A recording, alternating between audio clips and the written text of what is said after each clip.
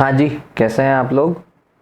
तो last class में हम लोगों ने समझी अकाउंटिंग इक्वेशन का वीडियो अगर आपने नहीं देखा है तो मैं नीचे डिस्क्रिप्शन बॉक्स में उसका लिंक दे दूंगा, आप वहां से उस वीडियो को देखिए। तो आज हम बात करते हैं जर्नल एंट्री के बारे में। जर्नल एंट्री होती है बुक्स ऑफ प्राइमरी या बुक्स ऑफ ओरिजिनल एंट्री। मतलब कि जब भी कोई ट्रांजैक्शन होगी आपके बिजनेस में तो सबसे पहले अगर वो कहीं रिकॉर्ड होगी तो वो बुक्स ऑफ ओरिजिनल एंट्री मतलब कि जर्नल एंट्री के तरीके से रिकॉर्ड होगी। अब ये जो रिकॉर्डिंग होती है ये कैसे होती है ये हम आज की क्लास में सीखेंगे।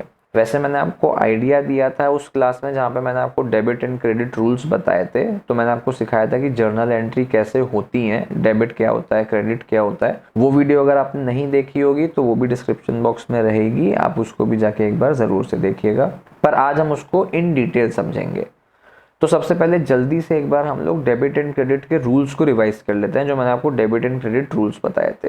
तो उसी टेबुलर फॉर्मेट में हम लोग समझ लेते हैं डेबिट एंड क्रेडिट रूल्स, जिसमें सबसे पहले आपका आ गया टाइप्स ऑफ अकाउंट्स, सेकेंड आ गया आपका डेबिट रूल और थर्ड आ गया आपका credit rule. Types of account में सबसे पहला आया पर्सनल अकाउंट। पर्सनल अकाउंट का डेबिट रूल कहता है कि debit the receiver and credit the giver. Second आता है रियल अकाउंट। रियल अकाउंट का डेबिट रूल कहता है कि debit what comes in and credit what goes out.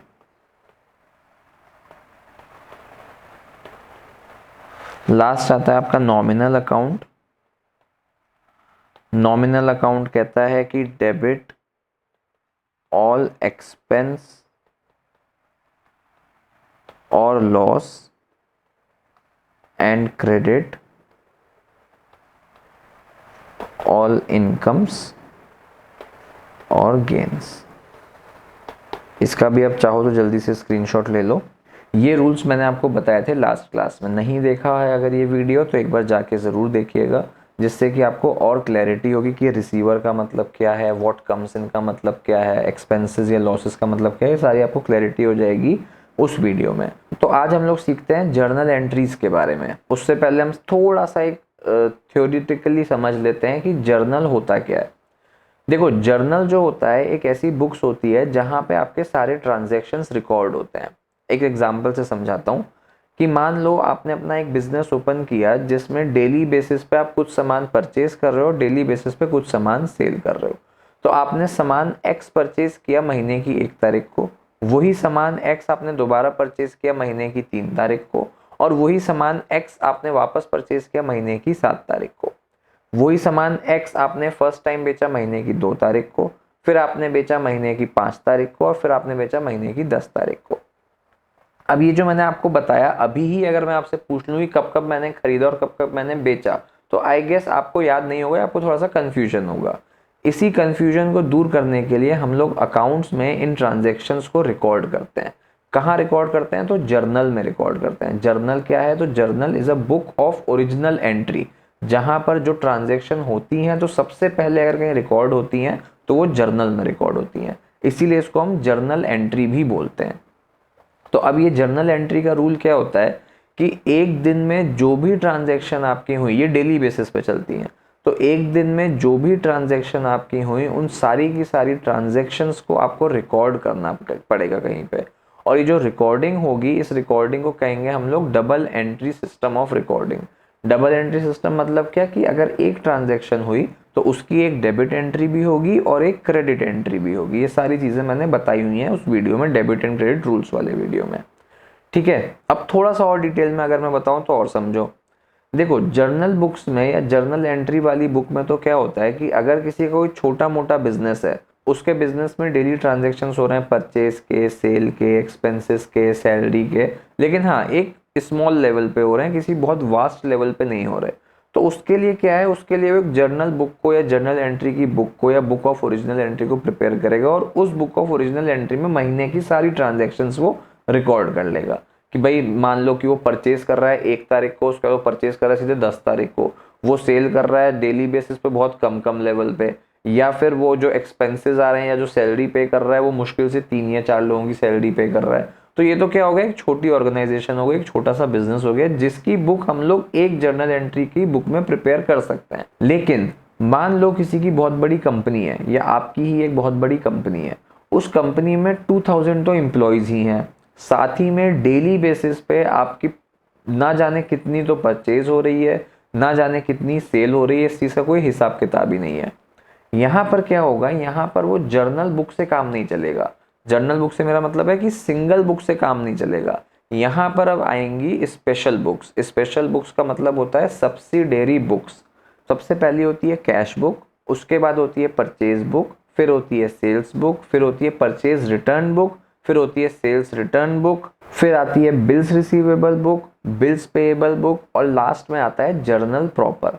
हम लोग इसको भी समझेंगे कि इन बुक्स में क्या होता है, बट एक आपको अगर मैं आइडिया दूं तो हम समझते हैं। मान लो परचेज बुक को हमने उठाया, उस परचेज बुक में सिर्फ और सिर्फ परचेज की ट्रांजैक्शंस होंगी कि कौन कौन सी डेट पे कितने कितने अमाउंट का प्रोडक्ट परचेज हुआ, वो सारी चीज़ें मेंटेन होंगी परचेज बुक में। सेल्स बुक में सिर्फ और सिर्फ वही ट्रांजैक्शन मेंटेन होंगी जो जो सामान सेल हुआ और कब कब सेल हुआ।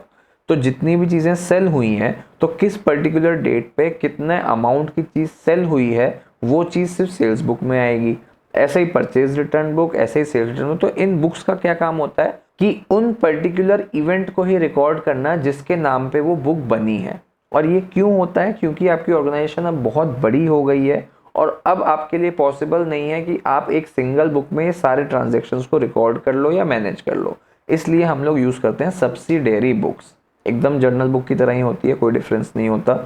इसका फॉर्मेट भी सेम होता है, इसमें ट्रांजैक्शंस भी सेम तरीके से होती हैं। लेकिन हाँ, इसलिए कि भाई आगे चल के हमारे को ऐसा ना हो कि 1 तारीख को मैंने सेल कितनी करी थी, अब उसको मैं पन्ने पलट पलट के ढूंढ रहा हूँ तो मेरे को उसकी एंट्री नहीं मिल रही है।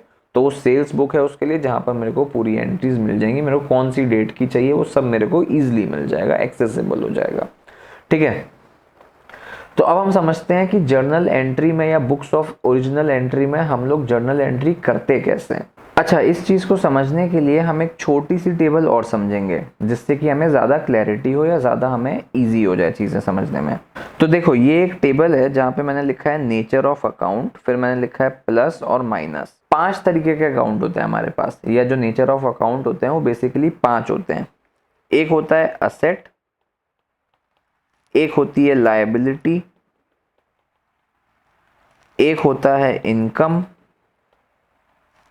एक होता है एक्सपेंस, और एक होती है हमारी कैपिटल। अब हम लोग समझते हैं प्लस और माइनस क्यों लिखा है। तो प्लस का मतलब मैं यहां पे लिख देता हूं इंक्रीज, और माइनस का मतलब मैं यहां पे लिख देता हूं डिक्रीज।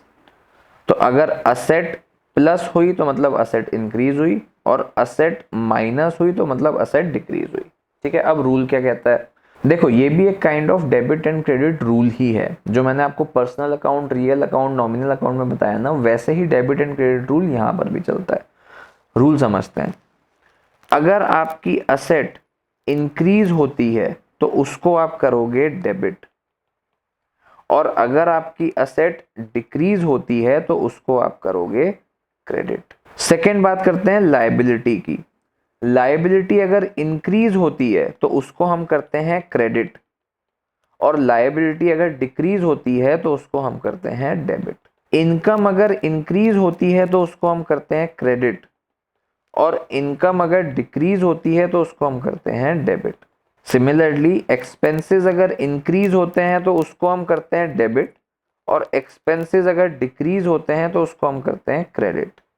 लास्ट, हम कैपिटल को हमेशा लायबिलिटी की तरह ट्रीट करते हैं। तो कैपिटल अगर इंक्रीज होगी तो उसको हम करेंगे क्रेडिट, और कैपिटल अगर डिक्रीज होगी तो उसको हम करेंगे डेबिट। इसका भी स्क्रीनशॉट ले लो आप लोग जल्दी से, और इसको अब हम कंपेयर कर लेते हैं। एक दो चीज़ें मैं कंपेयर करके आपको बता देता हूँ पुरानी टेबल से। ठीक है, तो हम एक काम करते हैं, हम दोनों टेबल्स को साथ में बना लेते हैं। तो हम पहले यहाँ से समझते हैं। मान लो हम लोगों ने गुड्स परचेज करे रमेश से 2000 रुपीज़ के। इस एग्जाम्पल से समझाता हूँ मैं आपको। तो क्या रमेश मेरा पर्सनल अकाउंट हो गया क्या? हाँ जी, तो रमेश हो गया एक तो मेरा पर्सनल अकाउंट, और दूसरा रमेश मेरा हो गया क्रेडिटर। क्रेडिटर मतलब क्या है? क्रेडिटर मतलब लायबिलिटी। ठीक है, तो ये यहाँ लायबिलिटी में चला जाएगा और दूसरा मेरा यहाँ पे पर्सनल अकाउंट में आ जाएगा। अब यहाँ से चीज़ों को समझो। रमेश से मैंने गुड्स परचेज करे, तो मतलब रमेश ने मेरे को गुड्स दिए, तो रमेश क्या हो गया? गिवर। अब पर्सनल अकाउंट कहता है कि क्रेडिट करना है हमेशा किसको? गिवर को। यहाँ पे रमेश क्या है? गिवर है मेरे लिए, तो रमेश को मैं करूँगा क्या? क्रेडिट। दूसरी चीज़, रमेश की वजह से क्या हो रहा है? मेरी कंपनी में क्रेडिटर्स जो हैं वो इंक्रीज हो रहे हैं। क्रेडिटर्स इंक्रीज हो रहे हैं मतलब लायबिलिटी भी इंक्रीज हो रही है। तो अगर लायबिलिटी इंक्रीज होगी तो उसको हम क्या करेंगे? उसको हम करेंगे क्रेडिट। नेक्स्ट ट्रांजैक्शन में लिखता हूं यहां पे कि पेड ₹2000 टू रमेश। अब यहां पर रमेश क्या है? रमेश मेरा पर्सनल अकाउंट है, साथ ही साथ रमेश क्या है? रमेश मेरा क्रेडिटर भी था, मतलब कि लायबिलिटी भी था। तो रमेश से हम लोगों ने 2000 रुपए का यहाँ पे गुड्स परचेज किया था और यहाँ पे हमने रमेश को पेमेंट कर दी 2000 रुपीज की। मतलब क्या मेरी लायबिलिटी रिड्यूस हो गई क्या? हाँ जी, तो मतलब क्रेडिटर रिड्यूस हो गया मेरा, क्रेडिटर रिड्यूस हुआ तो लायबिलिटी भी रिड्यूस हो गई। सेकेंडली, रमेश इस केस में अब हमारा रिसीवर है या गिवर है? अब रमेश को ये 2000 रुपए हमने कंपनी से दिए, तो रमेश यहाँ पर क्या होगा? कंपनी के लिए रिसीवर हो गया। तो पर्सनल अकाउंट का रूल कहता है कि अगर कोई रिसीवर है तो उसको हम क्या करते हैं? डेबिट या क्रेडिट, तो उसको हम हमेशा करते हैं डेबिट। देखो यहाँ पे लिखा हुआ भी कि डेबिट द रिसीवर। तो पहली चीज तो ये। दूसरी चीज, जब हमने रमेश को पेमेंट करा तो हमारा क्रेडिटर रिड्यूस हुआ क्या? बिल्कुल क्रेडिटर रिड्यूस हुआ। मतलब हमारी लायबिलिटी रिड्यूस या डिक्रीज हुई क्या? तो बिल्कुल लायबिलिटी डिक्रीज हुई। तो लायबिलिटी यहाँ पर रिड्यूस हो गई, मतलब कि लायबिलिटी माइनस हो गई। जब लायबिलिटी माइनस होगी तो हम उसको क्या करेंगे? हम उसको करेंगे डेबिट। आया रूल समझ में? नहीं आया तो एक दूसरा एग्जांपल बताता हूं, उससे समझ लेना। जब हमने यहाँ पे कैश पे करा, जब हमने यहाँ पे पेमेंट करी 2000 रुपए की, तो हमारी कंपनी के पास से कैश गया होगा। जाहिर सी बात है, हमने पेमेंट कैश में करी तो कंपनी के पास से कैश गया होगा। कैश मेरा रियल अकाउंट है क्या? मैंने लास्ट क्लास में आपको बताया था कि कैश जो होता है वो हमेशा आपका रियल अकाउंट होता है। मतलब कि कैश मेरी असेट है क्या? हाँ जी, तो कैश है आपकी असेट। अब असेट का रूल क्या कहता है या रियल अकाउंट का रूल क्या कहता है? रियल अकाउंट का रूल कहता है कि debit what comes in and credit what goes out. तो इस केस में कैश जो था वो मेरी असेट थी, ये यहाँ पे असेट हमने लिखी है। At the same time cash मेरा रियल अकाउंट भी था। रियल अकाउंट ने क्या बोला कि अगर कोई चीज, कोई प्रॉपर्टी आपके बिजनेस से बाहर जा रही है तो उसको आपको करना है credit. At the same time asset ने क्या बोला कि अगर आपके बिजनेस से असेट डिक्रीज हो रही है तो उसको आपको करना है क्रेडिट। ये दोनों चीज मैच कर पा रहे हो क्या आप? ये वाली चीज और ये वाली चीज मैच कर पा रहे हो? एक तीसरा एग्जांपल और ले लो तो थोड़ी सी और क्लैरिटी आ जाएगी। Commission received from x, amounts भी लिख देते हैं, तो अमाउंट यहाँ पे लिख देते हैं 10,000। देखो ध्यान से समझना, कमीशन रिसीव हुआ है हमारे को, तो क्या मैं इसको इनकम बोल सकता हूँ क्या? ये मेरी इनकम है क्या? बिल्कुल बोल सकता हूँ, ये मेरी इनकम है। विच मीन्स कि अब यहाँ पर आ गया नॉमिनल अकाउंट। इनकम किसका पार्ट होता है? नॉमिनल अकाउंट का। और रूल क्या कहता है कि एक्सपेंस को और लॉस को तो आप डेबिट करोगे, इनकम को और गेन को आप क्रेडिट करोगे। ये रूल है।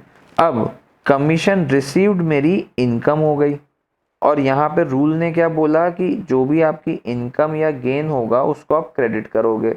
एट द सेम टाइम यहाँ पर भी हमने एक नेचर खोला है इनकम का, और इनकम क्या हो रही है? कमीशन से प्लस हो रही है, विच मीन्स कि आप इसको क्या करोगे? आप इसको क्रेडिट करोगे। आया समझ में? देखो, कमीशन रिसीव हुआ मतलब इनकम हमारे पास आई कितने की? 10,000 रुपए की। तो मतलब हमारे पास बिजनेस में कैश आया होगा। कैश माने कि रियल अकाउंट, रियल अकाउंट माने कि असेट, कुछ भी चीज बोल सकते हो। और ये सब चीज क्या हुई? इंक्रीज हुई। क्यों? क्योंकि कमीशन रिसीव हुआ ना। तो डेबिट व्हाट कम्स इन, पहला रूल। दूसरा, कैश हमारे पास असेट के फॉर्म में इंक्रीज हुआ, तो जब असेट इंक्रीज होती है तो उसको करते हैं हम डेबिट। इस डेबिट को हम कहाँ से रिलेट करेंगे, तो इस डेबिट को हम यहाँ से रिलेट करेंगे। Debit what comes in, cash हमारे पास बिजनेस में आया, तो विच मीन्स कि हमारी असेट इंक्रीज हो गई। असेट इंक्रीज होती है तो हम हमेशा क्या करते हैं, उसको डेबिट। आई होप यहाँ तक समझ में आ गया होगा। अगर नहीं समझ में आया है तो वीडियो को पीछे करके फिर से देखिए दोबारा से। अगली क्लास में हम लोग इसको प्रैक्टिकल एक एग्जाम्पल से समझेंगे। एक क्वेश्चन मैं आपको करवाऊंगा और उस क्वेश्चन से हम लोग समझेंगे जर्नल एंट्रीज होती कैसे हैं, एक प्रॉपर फॉर्मेट बना के। आज की क्लास को हम लोग यहीं पे एंड करते हैं। इन दोनों टेबल्स को आप देखिएगा, इन दोनों टेबल्स को आप ध्यान से समझिएगा और फिर हम लोग नेक्स्ट क्लास में जर्नल एंट्रीज को परफॉर्म करेंगे। अगर वीडियोस आपको अच्छी लग रही हैं तो वीडियोस को लाइक करिए, कमेंट करिए, चैनल को सब्सक्राइब करिए और वीडियोस अपने फ्रेंड्स के साथ शेयर कीजिए, जिससे कि उनको भी थोड़ा सा कंसेप्चुअली चीज़ें क्लियर हो। मिलते हैं आप लोगों से नेक्स्ट वीडियो में।